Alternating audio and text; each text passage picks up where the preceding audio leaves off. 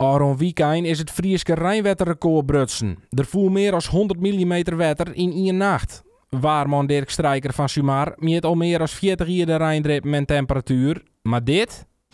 Ik heb ruim 108 mm opgevangen. En een waarnemer van het KNMI, die hier aan de oostkant van het dorp woont, die had iets meer, die had 113. Schrik je van zo'n aantal?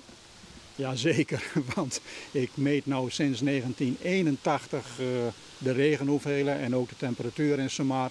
En ik was al eens een keer tot 40, 50 gekomen en al eens 2 keer tot 60. Maar als je dan in één keer naar boven de 100 gaat, dat is toch wel eventjes slikken, ja.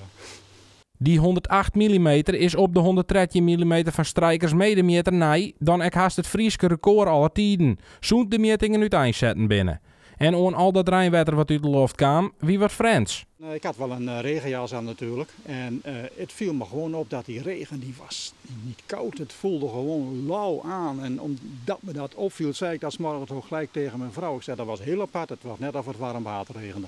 Voor de aankomende weken liep het wat rustiger te worden. Al binnen de buien nog net hielendal voort. Maar zo slim als Aron snijn? Over deze hoeveelheden regen, 100, 110, 120 mm, daar heeft Friesland ongeveer anderhalve eeuw over gedaan om dat eens een keer te bereiken. Dus ik verwacht deze week zeker geen 100 mm meer.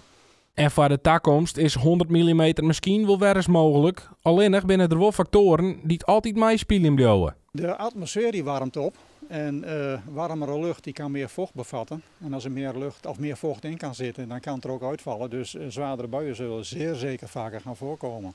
Alleen je hebt wel een klein beetje geluk of pech nodig om zulke grote hoeveelheden te krijgen. Want die buien moeten dan wel stil blijven hangen. En dat deden ze de laatste paar maanden in Nederland regelmatig. En als dat gebeurt, ja, dan kan het zomaar weer een keer gebeuren.